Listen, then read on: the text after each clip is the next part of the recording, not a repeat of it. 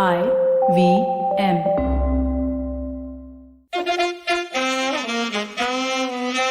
कृपया ध्यान दीजिए, the language used on the podcast may not be fit for consumption.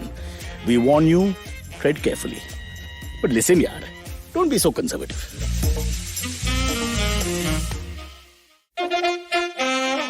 Alright, we've got some very interesting moments here on this show. Probably in the last 5 minutes. Ratna Pathak Shah is waiting for the last 15 minutes for me to get my tech ready. In the meantime, I just want to rant for, I think the Delhi government is just the best ever. The Delhi High Court, that is, coming up with this idea that if you are in a car alone, you must still wear the mask. I am begging all the citizens of India, stop with this mask paranoia and madness. This is a thing that will just go away with the organic way that it will happen, as it always happens with viruses. I think we're wasting too much time with anxiety and paranoia. I would like to address the government and talk to them about the other philosophy which they're not looking at, which is basically that there's all this stuff that they're doing, lockdown, shutting everybody, killing everybody. It's making no sense. It's still here and will continue to be here, and it'll stop on its own when it does.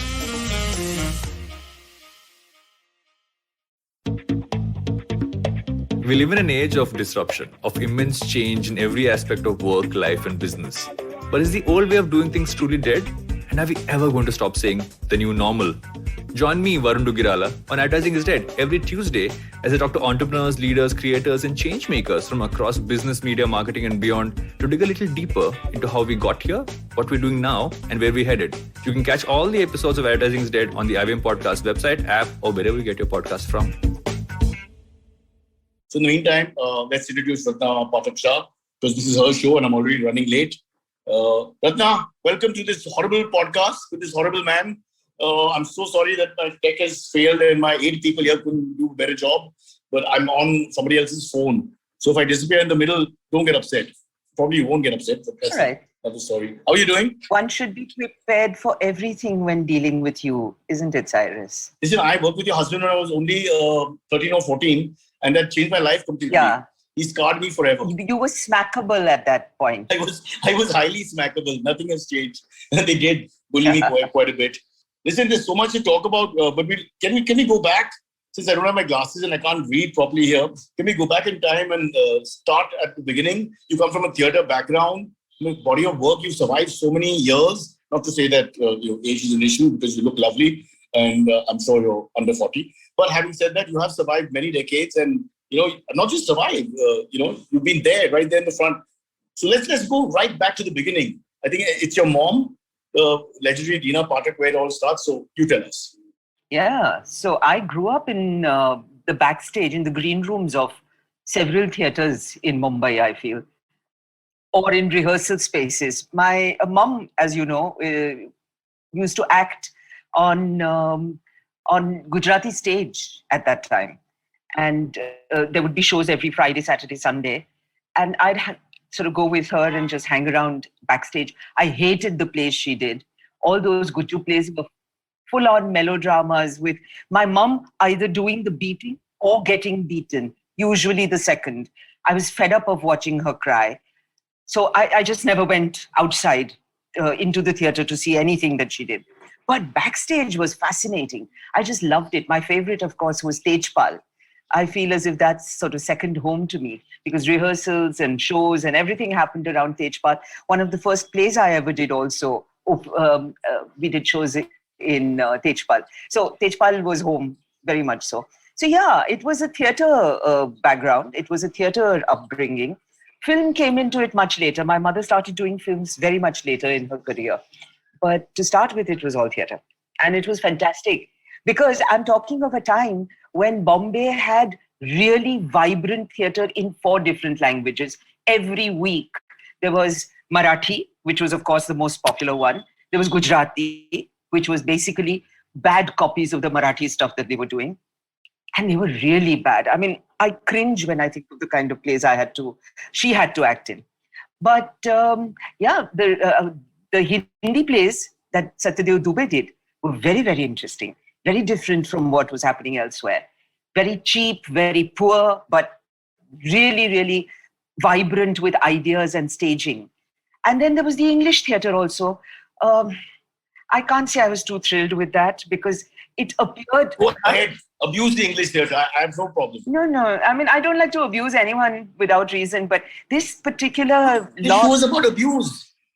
This Huh? show is all about abuse. Don't hold back. Ratna, don't hold back. Tell us your views on English theatre. Please, I'm dying to hear. Especially back in the 70s, 80s, when... Yes, it was so wannabe. I'm afraid it still is. A lot of it is. Sorry, but we are just desperately trying to be white and somehow become something like Broadway. But what's worse is we don't want to put in the work, the kind of rehearsal that's required to get the kind of polish that's required for a fancy show. We don't want to go there. We want to just do a little bit of gochi and, just see to it that something will get across. And our audience at that point had never seen a well-done play, frankly, except those who did go abroad. They didn't know what they were getting into. So they looked at this shit and said, wow, wonderful, fantastic. They all speak English and they can remember so many lines. My goodness, how wonderful. So yeah, so it was really very much... Are you saying Evita sucked? I didn't see Evita, so I don't know what happened. By then, I'd just given up on it completely. So what you're saying is they tried to copy the West, but they didn't the detailing and it looked like an unfinished job. Just the skills, the acting required, the dancing required. You can't have a bunch of fat people going and expect to, do a chorus line. What's wrong with fat people? How mean? Fat people who move beautifully, all for you, all for you. Boman Irani moves gorgeously, and he's not what you call a thin, even if you don't want to call him fat. But he moves like a dream. There's nothing about fat people. I mean, the fat was a poor selection, untrained people trying to wiggle a leg and get away with it. No, I don't buy that. So I found that painful. Also, I found that most of the plays they did had no real connection to me. So I found that a bit tiresome. But the Hindi theatre of Dubai and the Marathi theatre that I saw at that time were great influences. And the Gujarati theatre, which told me what not to do. Fantastic. So I'm always thankful to that. Let's understand. You've given us a very important lesson here for those who don't understand the theatre world of Mumbai. So Gujarati and English theatre were non-progressive, wannabe sort of things, copying people. And Marathi and Hindi were the actual, taking the art form further and, finding organic and new things. Yes, I would think so. Definitely. At least they were all going for original writing. That's very important. Marathi plays were all originally written. And Gujarati copied from Marathi. Whatever the Marathis did 1 month, next month the Gujus had done it already. So they had better budgets. Huh? Gujarati stage had better budgets than Marathi stage. So they had... unlike English stage, you would look better, I would presume. Yes, slightly. And they had better lighting. Because you see, they did shows only 3 times a week. Don't forget that. And they got the theatre the whole day. Whereas a Marathi play has to do 3 shows in a day. Yeah. So you've got no time for setup and all that. You just come, you put on something on the stage, you bung a few lights on and go. You don't have time for fluff. Whereas the Gujarati theatre did. They didn't spend any time on the meat. They only spent time on the fluff. Marathi theatre, on the other hand, spent only time on the meat and not on the fluff. So I wish there was a wire media, but it is happening now for sure. So what did Ratna do as a young girl? What was the first play that you did then? And how old were you when you actually set foot on stage, not backstage? I had the strangest experience. I used to be a great mimic, so my family tells me. I don't remember too much of that. But they tell me that I used to be able to mimic all my teachers. Now, that's not tough. Everyone mimics teachers. So what was so great about it? I don't know. But they decided that I was very good at it, so I should go on in a fancy dress competition. I must have been about 5 or 6. And they made me dress up as one of my teachers and bunged me on stage. And I saw this crowd in front of me. And I just froze. And I said, I don't want to be here. I turned around and ran off. My very, very painful and very, very embarrassing. But you were used to it. You were used to your mom and the whole culture. And how can you suddenly... That doesn't... Yeah, only goes to show how difficult it is now to stand up there with this dark crowd in front of you, all looking at you. Usually I was the looker, I was not the looky, as it were. So it was terribly, very, very disconcerting. And I was deeply embarrassed because I think by then I'd already realized that I liked this whole business of the theatre. So then my aunt, there goes, nepotism. Remember the values of nepotism? My aunt. I'm a big fan. I'm a big fan of nepotism. It gets a I'm bad name. product of it. So and why not? My aunt was doing a play in Gujarati for her school, a children's play, and they needed somebody to do a little dance at the end. So that I could manage. And getting into costume, that was such fun. And somebody did my hair for me, and somebody applied a little, that silly red paint, red rouge and bright lipstick and one tika, and that blew me away. I said, okay, now this is nice. And I managed to go on and do it properly. So as it happened, I went to a school where they did absolutely no theatre at all. No school concerts, nothing. We focused on academics and being good girls. We had lessons in morality. We had a saying put up in the class: chastity is a precious diadem. Do not lose it. But you had a choice. That was the mood. In my case, chastity was not a choice. It was just the way it was. But so they actually told you. There was no choice for any of us. But this ruler on our head saying, chastity. And did you know, they used to have classes. We had home science classes in school in which we had to do laundry. We had to take 5 little white hankies with different stains: an ink stain, a haldi stain, grease stain, and blood stain. So blood was hard to get by. I pricked my finger and got that. But, we had to go to school and wash clothes. Blood state? They were training us. Yes, they were training us to be good girls, good ladies. And that's all they focused on: academics and being a lady. Nothing else. Girls did not require anything. No sport, no art, no theatre, little bit of music. That's my education.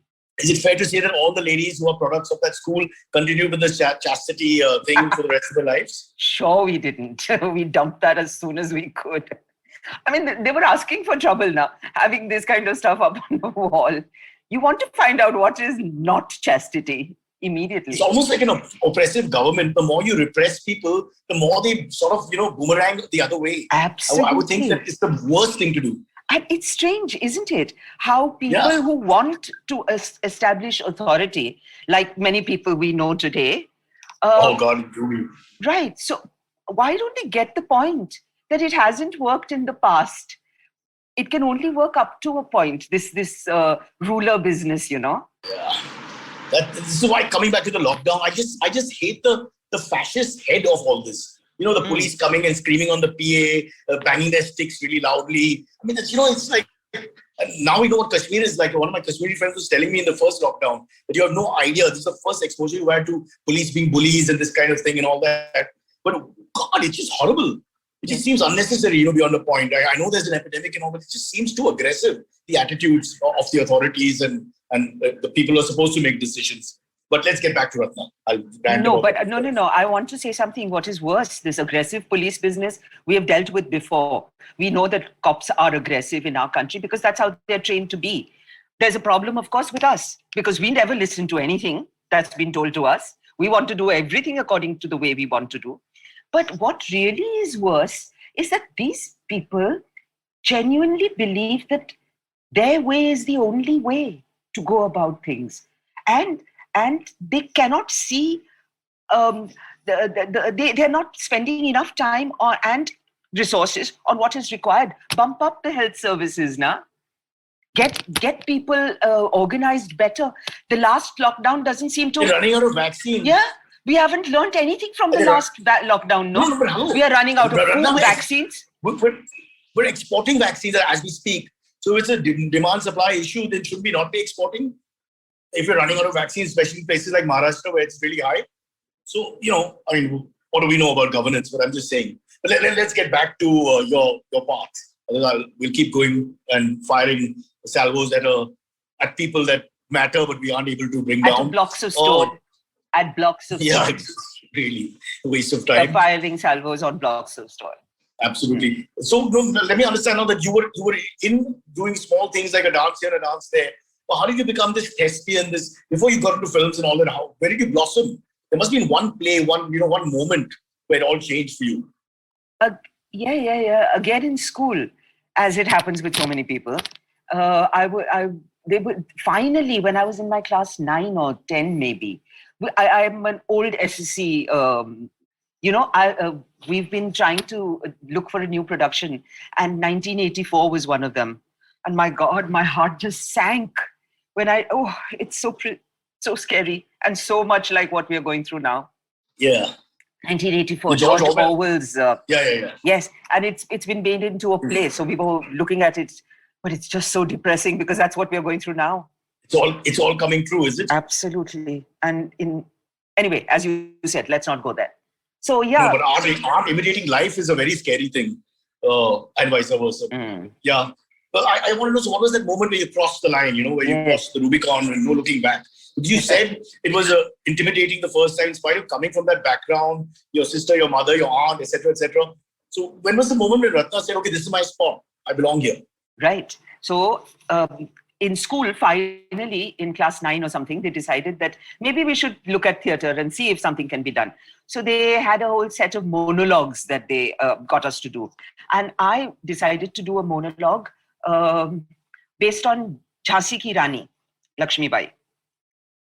And I asked my mom if she had anything that would work. And she told a friend of hers who was a writer, and he wrote a little piece for me, a monologue. You see? Nepotism, how wonderfully it works. So I got my Jhansi Ki Raani little piece, and I went on and rehearsed it a lot. My mom helped, and then I performed it, and I really felt comfortable. Most important, because I was prepared. The first time I was completely unprepared, and I didn't know what I was getting into. Now I did, and I had prepared. I had rehearsed. I was sure of what I was going to do. I had words to support me. And it was just bliss. And there was my school teachers, those who didn't really think me worth much, suddenly looking at me in a different way. My higher KG teacher, Miss Keshwala, she actually called me to her classroom and said, Ratna, I'm so impressed with you. I didn't know that you could act like this, etc., etc. So it's just fantastic. Suddenly I was a different person. I was being looked at in a different way. And I really, really enjoyed being on stage and being someone else. So I think it was then that I decided, that's it. But now, what about the audience? The audience reaction, does that play a part? A lot of people initially, if they get a buzz, there's no looking back. And those who don't get a buzz very often seem to not be able to deal with it and never go back. True. The audience was very receptive to me. But that was partly because I think I was good. I was well prepared. I don't know what kind of acting I did, but I was well prepared. School kids can be really cruel as well. They can be very supportive, but they could also tear you down. Yes, I can remember a few examples in our schools growing up. So I'm just thinking that in a way, you're thrown into the lions and you just have to perform. And either they like you, in which case, of course, you're, the ants pants, or they don't. So that you must have just got great feedback immediately. Yes, I did. But I have to say largely from the older kids and from the teachers. The younger kids, I think it just sort of left them cold. But remember, we were trained to be good ladies. So we didn't boo, we didn't throw tomatoes. Unlike a school where you went to, I'm sure that you had to deal with a much more visceral audience reaction. I slept through school, so my memories are very little. I slept through my entire life, actually. I don't know what happened. I was like Alzheimer's before Alzheimer's. But sorry, let's get back to you. Yeah. Yes, it was so they were very supportive. You had your moment. I had my moment. And did your mom get... Sorry? Did your mom get to watch you? Did your mom watch you on stage? No, she couldn't come in. I think parents were not allowed that day. It was just for a class thing. But suddenly it got me going, because the next thing I knew, I had written and put together a play along with the rest of the girls. And we did it as part of the assembly, school assembly. And I actually found that play again some years ago in my old papers. And it wasn't badly done, It was something about theft in the school, and the head girl comes up and runs a little, like a little court drama, right, in assembly. And we did it as part of assembly, wearing school uniform. So the girls really thought that maybe this is actually happening. So, so we started doing all kinds of things. But then that was it. The school said, no. Now you're in your 11th class. Now you have to study for SSC. So that was that. All finished. But I was hooked, definitely. But then obviously you turned towards your mom's professional theatre outfit as well? at Well, that partly point? Or because that was the way in which I could get a job in the theatre. Again, my aunt was doing a Gujarati play and they needed somebody to help with the costumes. So I got in that way.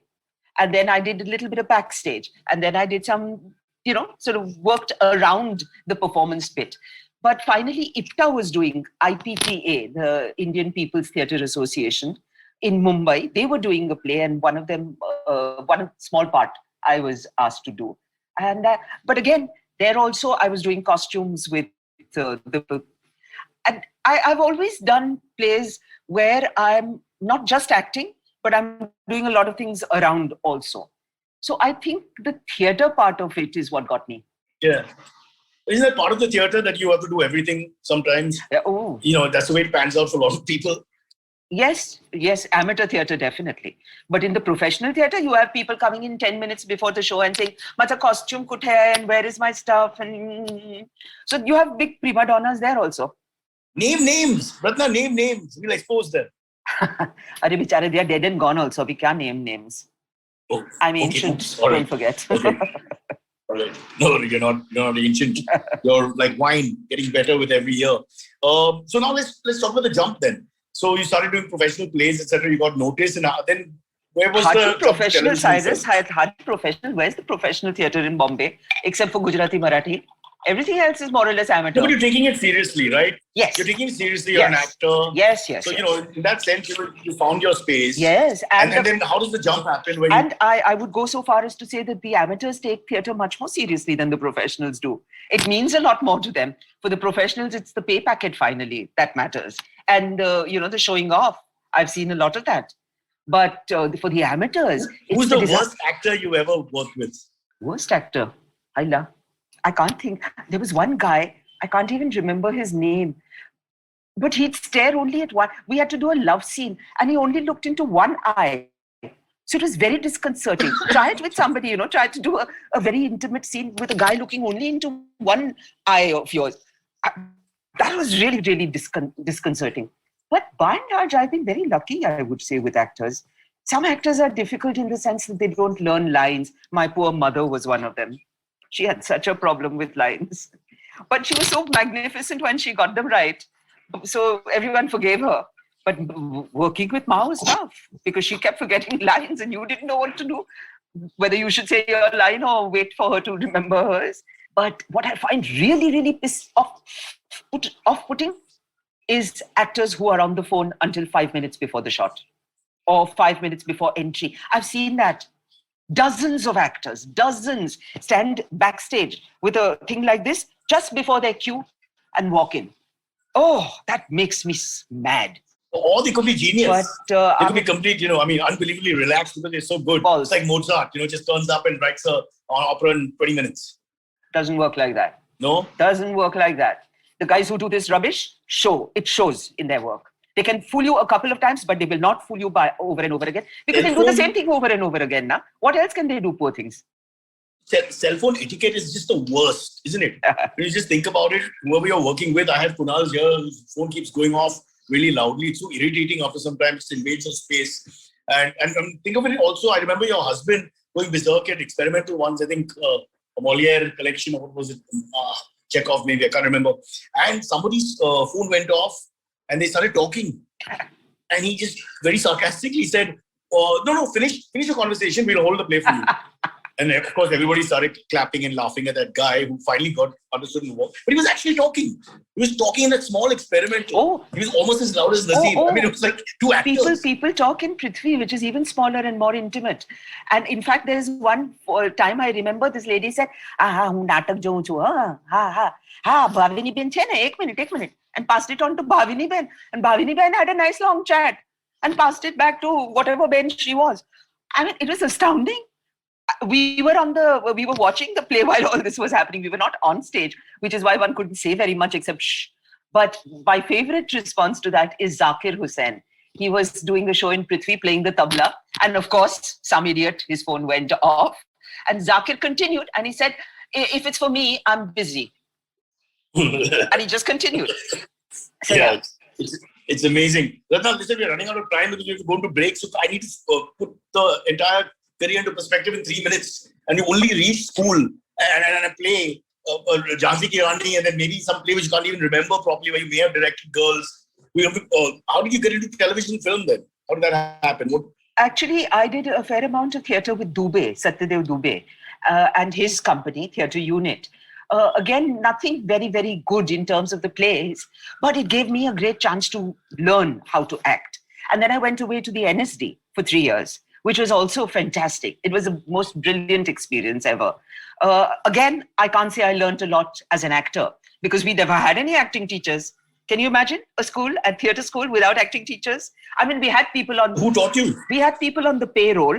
We had some people, but it was as good as not having any. And any actor floating by would just be called in, come and do a little workshop. So you had somebody come in and tell you to do something in one way, and 5 minutes later, another person would come in and tell you to do something exactly the opposite, etc., etc. So we were very confused. When I came out of the NSD, I was thoroughly confused.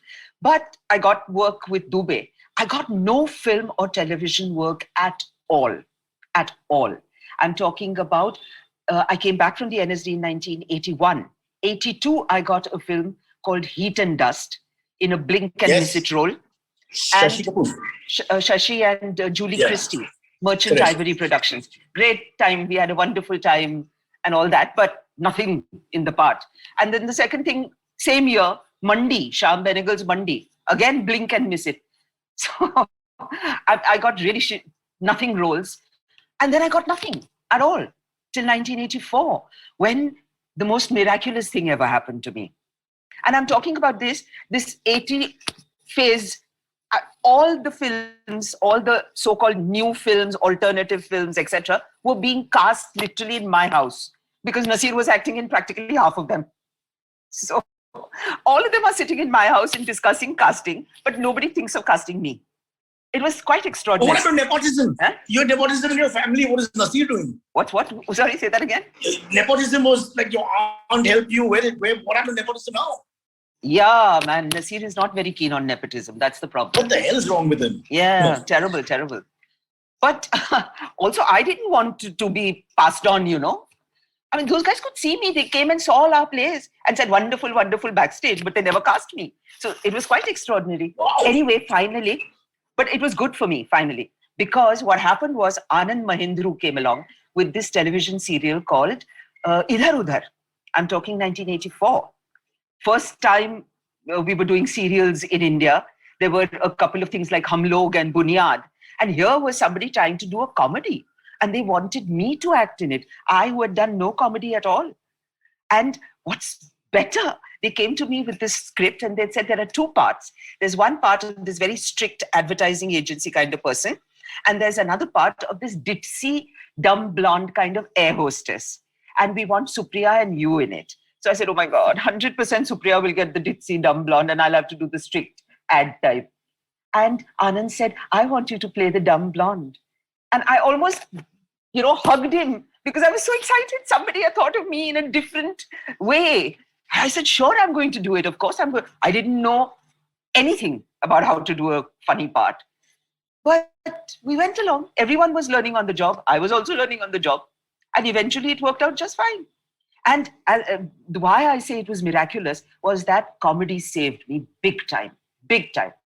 If I had been just a dramatic actress, I would have been a painful actress. I'm sure of it. Comedy showed me so many it just opened out the world for me. I'm so grateful. And for a lot of people, they probably think of you as comedy as your thing, Sarabai versus Sarabai. There's quite a bit actually in your collection. But on stage and everywhere else, I did nothing except serious, grim parts. And I thought that's the kind of parts I wanted to do.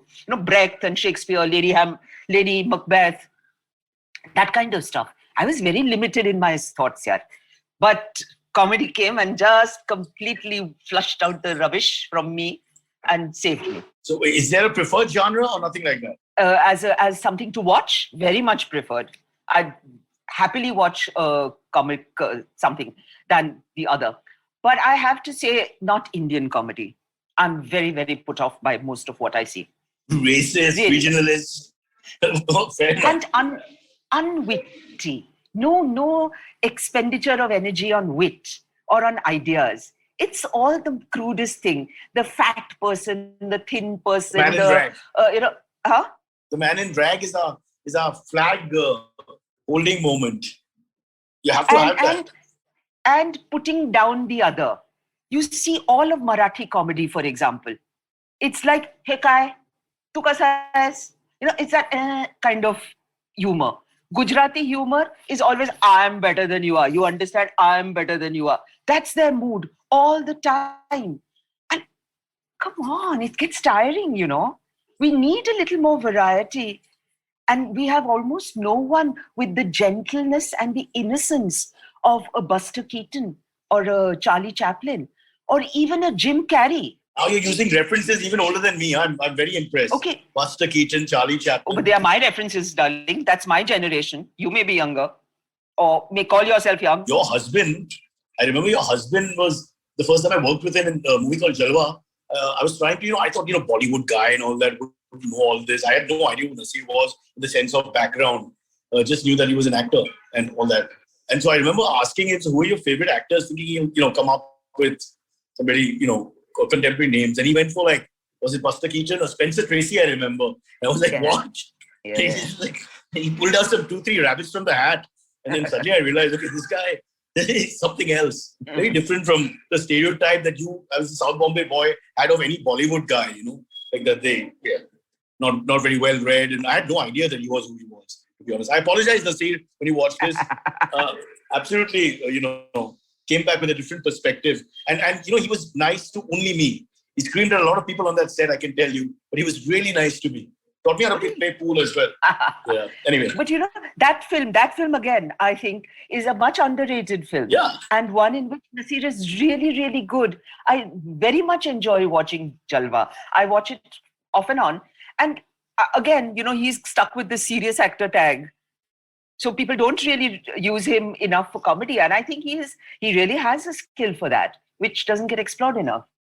It was a pretty quick film, Things happened from start to finish. Yeah.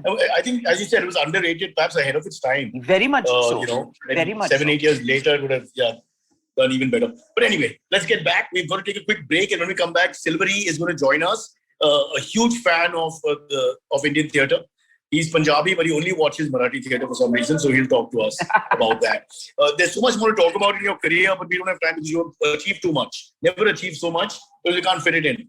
I'm sorry about that, Ratna. We're taking a break and we'll come back. Ratna Pathak Shah. Or don't talk too much about early. No, but that's the fun part. Because everyone can Google your movies. Everybody knows lipstick. They've given me all these movies. I'm saying, but that's the easy part. Why would you talk about that? It's so, everyone can just Google it and find out about the film or your quotes and everything else. But now we know that your first role was Jhansi Ki Raani, where you were prepared. And the first time you went on stage, actually, had cold feet. We know so many interesting things about you and that you're still a virgin. Thanks to my Dasturji Minochar Homji. He told me how to do it. An immaculate conception, darling. I've got 2 sons. All right. You know how it works. You can start your own religion now. Okay, we'll take a break and then come back. Good. Thank you. Hello, everybody. Welcome to another great week on the IVM Podcast Network. If you're not following us on social media, please do. We're IVM Podcast on Twitter, Facebook, and Instagram. We'd like to thank our sponsors on the network this week, Sia Tires and thewholetruthfoods.com. Thank you for your support. We did a bunch of cock and bulls this week. We had guests like Ayushi Amin and Puneet Pania for that. Besides that, Vasanti Hariprakash was on, as well as Jay Alani, a paranormal investigator. Really, really great week on Cyrus Says. Do check it out. Tune into This Round is on Me for an episode recorded from Gulmarg featuring one of India's professional alpine skiers, Arif Khan, who's looking forward to representing India at the Beijing Olympics. On The Habit Coach, Ashton has a chat with Kunal Rajput, a popular fitness trainer who recently completed 7 rounds of his Unlock workout series. The reunified, simplified gang of Tony, Naren, Chuck, and Shrikant discussed NFTs on the latest episode. On The Millennial Athlete, Tanvi and Shlok looked back at all the England championships of the year so far and discussed the interesting highlights of the same. Also on Thale Harate, our Kannada podcast, Ganesh spoke to Archana Shyam of Antharanga Theatre in the latest episode. And on Kadai podcast, our Tamil show, Kavita Jiva shed light in another story about the bravery and excellence in the governance of the Pallava dynasty. And with that, let's get you back to your show. Follow me at Instagram and Twitter on Bored Brocha. I'm so bored, I need your help. I need your love. I need your touch. Okay, just follow me. Silvery, join us. Hi. Yeah, so, Cyrus, you want to tell the audience where you are right now? Right. I'm at the moment in a studio which I can't mention because it's not very clear whether we can work here or not. Apparently, we can work. TV is allowed.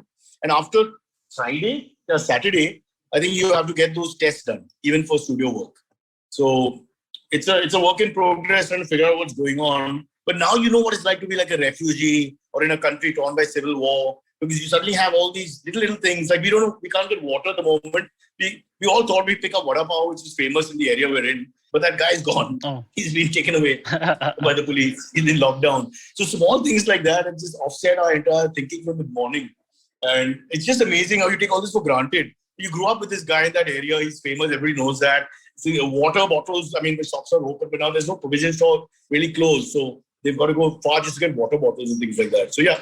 This famous vada pav guy has shut for good, or he's shut for now? No, so we couldn't find him apparently. Now it's a little unclear for vendors. Yeah, what is essential? So are the street guys allowed? Yep. In some areas, I've seen them. What little traveling I've done from Monday, but frankly speaking, a lot of the guys have just disappeared. Maybe it's not worth their while because there's no crowd to buy the wares, so it's not worth their while to stand there. I don't know. My good friend Anup, who owns this studio, is going to go and find out more, or maybe he'll start selling vada pav. But Ratna's back. So, Silvery, let's get on with it. Yes. Hi. Good morning, ma'am. Very nice to meet you. Don't call a man, she'll slap you. Never call people man. Okay. Ratna's all having right, a glass of wine. Ratna is fine. Ratna is fine. I won't bite your head off. Don't worry. Is that red wine or white wine? Pani. Oh. Just using the bottle.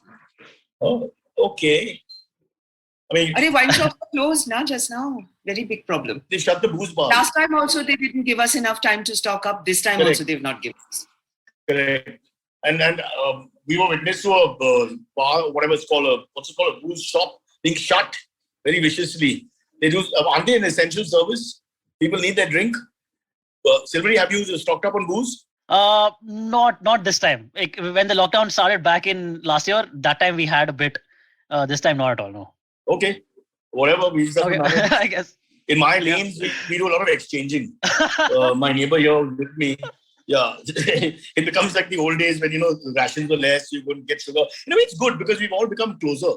In this 1 year, the lane which never talked to its members anymore, like over the last 20 years, there's been a shift in inter-building politics. But now it's back the way it was in my youth.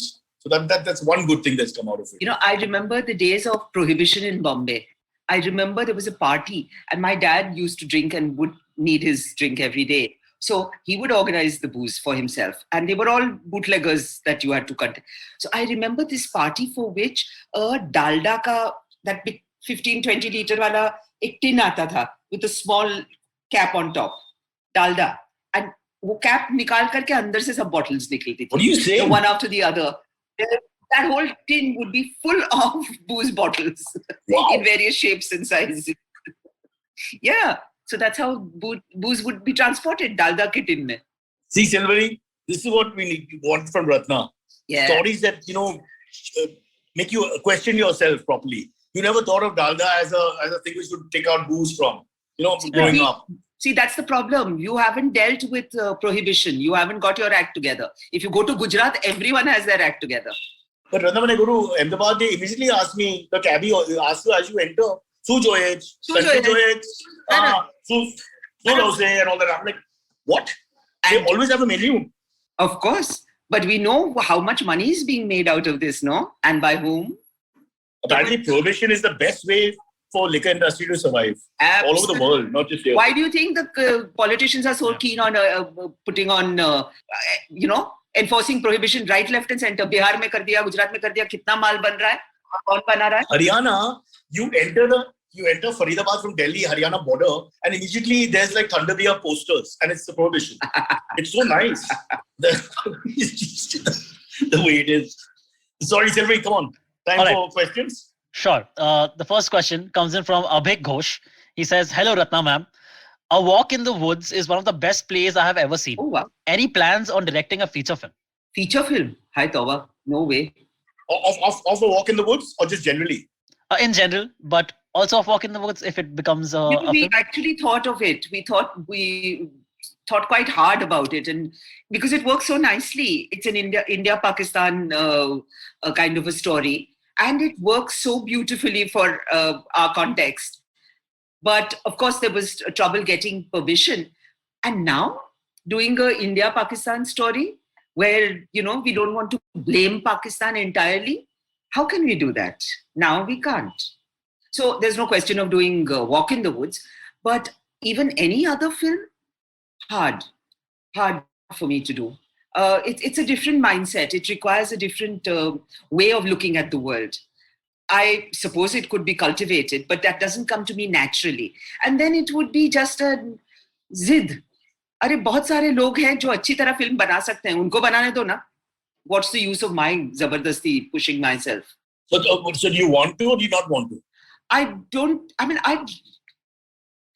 want to, because you need to create a whole universe, and you need to invest in that creation. You need to get so many people to work with you and work on your wavelength.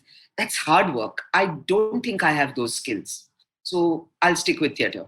You have the skills, but you don't want the pressure, is what you're saying, of doing all this and putting it all together. No, even the skills, when I sit down to think in terms of a scene, how to shoot this scene, I can see it visually because I'm used to seeing things on the theatre with people. But to imagine how to see it through the camera, it's a different, as I said, way of looking at the world. Worst director you've ever worked with? Worst director I've ever worked with? Ouch, I have to think. I've done so few things that most of them were very pleasurable. I can't think of any really bad director yet. Okay, fair enough. Let's not badnaam them. What a boring autobiography. What a boring autobiography I'm going to have to write. I have I have nothing to crib about, nobody to vent about. Come on, then. When you think back, there'll be about 100 horrible moments that, that things went wrong, not just directors. I'm sure there'll be enough drama in the drama that will come out. Not really, yaar. I'm seriously thinking, I can't. I can count the names of the films I've done on one hand and television serials on the other hand. I mean, there's hardly... Yeah, but the shows are big, the movies are quite iconic. So, I mean, it's the quality, not the quantity. Yes. As Silvery says. Yes. I mean, just Sarabhai versus Sarabhai is like it's got legendary cult status. I mean, you don't need more than that. One of those things is you're set for life. Okay, Silvery? Sure. The next question is about Sarabhai because our listeners would kill us if we didn't ask even one question about it. Comes in from Janil Bain. He says, ma'am, what was it like after doing Sarabhai? How did life change for you? Not much. You see, come on, Ratna. We did Sarabhai. It's a huge hit. But darling, when we did Sarabhai 2006, when we first came on air, we were on Star 1. Nobody watched it. It was only in 4 metros. We had a TRP, and in those days, I believe TRPs were something you could trust, unlike today. Yeah. So in those days, we had a TRP of 0.63%. 0.63, not even 1%, Pura Vinita. And Comedy Challenge, which was running simultaneously, had a 9, TRP of 9. So they preferred Comedy Challenge to us. Clearly, all the metros in the country loved Comedy Challenge, hated Sarabhai. My own aunt, the one who my nepotism wali aunt. Who launched you. Who launched me. She refused to watch Sarabhai. She said, what is this rubbish? I don't like it. She used to watch Khichdi. She liked that one. So Sarabhai was really out of the box. First of all, people who are actually saying vicious things to each other. And, you're not supposed to blame them, or they are not villains. They are the heroes of your show.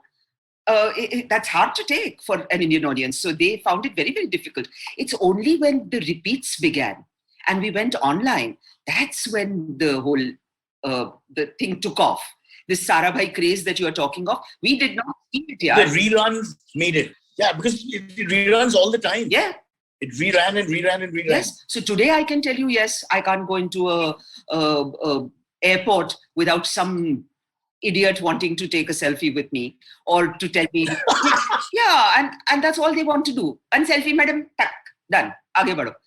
So I say no to that. And they break, they violate proximity, don't they? Just come and stand. Yeah. But that I'm used to. Again, go back to my mother. My mother took me for one of her premieres. I was about 10 or 12 years old. And we were both sitting in the interval next to each other outside, having a cup of tea that somebody had brought. One Gujarati gentleman. And unfortunately, it's always the Gujaratis. I'm so depressed about that. I'm half Gujarati myself. I cringe with embarrassment. But abhi kya bolne ka? Aise hai hum log.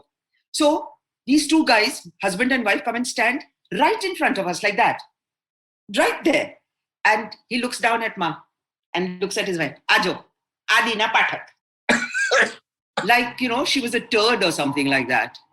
Oh my. They do that all the time. They identify the person on the person's face. Like the person doesn't know who they are. So many times fun. They get you to sign an autograph. What's your name, please? So let's not go there. So but at least they don't call you by the wrong name. What? I've had to sign as Sajid Khan and Deepak Tijori and all kinds of people. So yeah, super. This is the end. You go home feeling really inadequate. I have decided next time I'm going to sign as Narendra Modi or something like that. What are you going to sign? An ordinance? बस वो ordinance ही है सब समझ लो. But anyway, okay. So I mean, I never got a sense of becoming important or anything like that. But certainly work improved. More people saw me. More people cast me in films and television. Television, I haven't been able to do anything again after Sarabhai because such poor quality work has come my way. Such poor quality. And after Sarabhai, it becomes harder to do shit. So yeah. And Sarabhai was such an organic and beautiful experience, I can't tell you. I was rehearsing for a play and Atish and JD called me up and said, we've got something for you. I'd seen them do Gujarati plays before and I really liked the work that they did. Original work for a change, with humor, with unusual ideas, new characters. I really liked what they were doing on stage.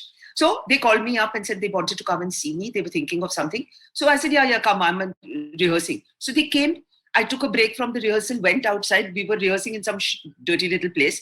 And they stood outside and gave me a one-line telling of what they were thinking of. And they said, we want you to do Mrs. Sarabhai. Yes? I said, yes, 100%. Go for it. And that's it. And then we turned up on the set and met all these wonderful actors who they had put together. Atish read out the first script to us. We did the first reading amongst ourselves and we shot it. Done. It was just extraordinary. He would come with this script. He would read it out to us. We'd rehearse it. That's it. We never had to change a line in any of the scripts. He really was on a roll, Atish Kapadia. He was coming up with ideas one after the other. It was magnificent to watch that. And all of us together. It was just perfect. Silvery. Yeah. There's no point getting quality people on our podcast. Because now we can't empathize with the kind of work they do and who they meet. Yeah. Okay, I've got to get on with this terrible shoot I'm at, Ratna. So is it okay if we say bye now? Absolutely. If you've got what you have. Yeah. I've got to earn money. I've got 2 children who are starving at home because the government put us on lockdown. So I've got to do this work on the side. Don't use the starving angle, please. It doesn't work with you. Oh, it's been a struggle all my life. I won't use the word mind calms, but yeah, it's something like that. But the good version. Anyway, listen, it's been a pleasure talking to you. I'm sorry about the tech issues again in the beginning. Silvery is to blame, and there's a guy called Rishi who's the horror behind all this, and we'll take action against them once they have their vaccines. Because, by the way, we've run out of vaccines. My family's vaccines for this week have been cancelled. We got messages just now. So Mumbai is basically out of stock. Out of stock. There you go. Who are you going to point fingers at? Not Sarabhai and Sarabhai, I can tell you that. Yeah. Bye, Ratna. Bye-bye. And please say hi to Imad also. Yes. We worked on a play film together. Yeah, many years ago with Suni. I can't remember the name of the film, but it was... Of course. Little Zizou. Little Zizou, that's right. Yes. Yeah. It was great very fun. Sweet film. Yep. Okay, Ji. Nice to talk to all of you and you, Antariksh. See you. Thank you so much, ma'am. Bye-bye. All right. Aujo. Bye, everyone. See you. See you. Bye-bye. Aujo. Okay, catch us on any of the podcasting apps, please. We beg you, we need you. Send us your questions on Twitter, on Cyrus Says In. Or you can email us, even if you're not female, on whatcyrussays@gmail.com.